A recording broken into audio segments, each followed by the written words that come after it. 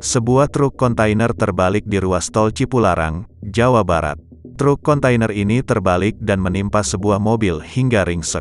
Kecelakaan ini terjadi di ruas tol Cipularang kilometer 91, Bandung arah Jakarta sekitar pukul 5 sore.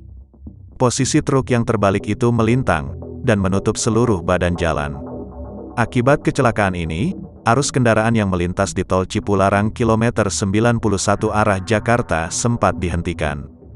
Imbasnya, lalu lintas di jalan tol sempat mengalami kemacetan. Petugas kepolisian serta petugas pengelola jalan tol Cipularang tiba di TKP untuk memindahkan badan truk kontainer ini.